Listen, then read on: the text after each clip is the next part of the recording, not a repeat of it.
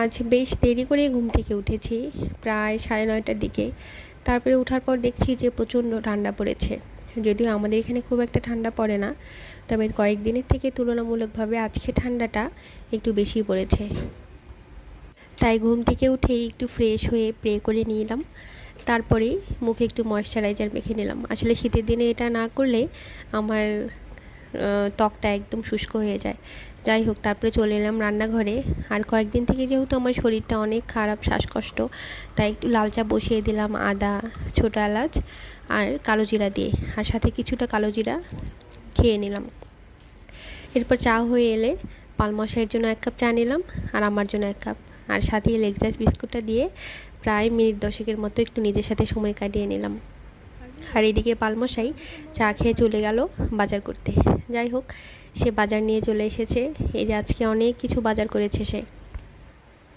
বলেছিলাম অল্প অল্প করেই করতে, কিন্তু তার যে কি মনে হয়েছে সে সব কিছু ডাবল ডাবল নিয়ে এসেছে। এই যে এনেছে প্রায় 3 রকমের বিস্কুট। এখানে আছে এনার্জি বিস্কুট, তারপর এটা কি যেন একটা বিস্কুট, ফান না কি যেন, আর এই যে চকলেট টাইপের বিস্কুটটা সে খুব পছন্দ করে। তারপর এনেছে সয়াবিন তেল, লাল মরিচের গুঁড়ো, জিরা গুঁড়ো, এখানে আছে চা পাতা, দুধ। আমরা মূলত পাউডার দুধটা একটু বেশি খাই, যেহেতু আমি খুবই দুধ চা পছন্দ করি।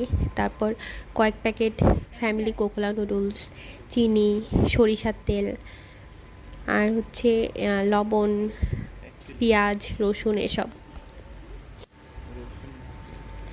যাই হোক, তারপর সব গ্রোসারি আইটেমগুলো এক সাইডে রেখে চলে এলাম কাঁচা বাজারটা দেখতে। দেখলাম যে না, সেখানে অনেক বাজার করেছে। প্রথমেই দেখলাম পেঁয়াজকলি, লাল শাক, পালং শাক, কাঁচামরিচ, শিম, মূলা। আর আমি এখানে এসে এসে বলছিলাম যে মূলার এই যে সবুজ পাটটা সেটা আমার খুব পছন্দ। তারপর 2টো ফুলকপি, একটা বাঁধাকপি।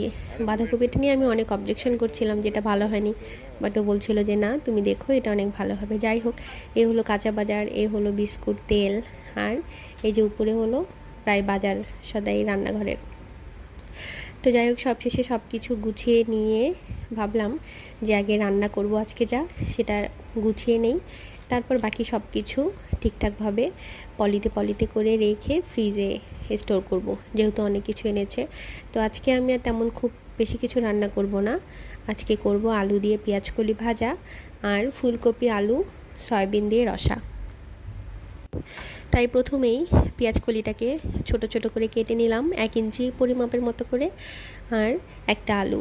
আসলে আমি কয়েকদিন থেকে চেষ্টা করছি আলুটা একটু কম খেতে। এরপর আলু পেঁয়াজকলিটা কাটা হয়ে গেলে সেটা এক সাইডে রেখে চলে এলাম সয়াবিন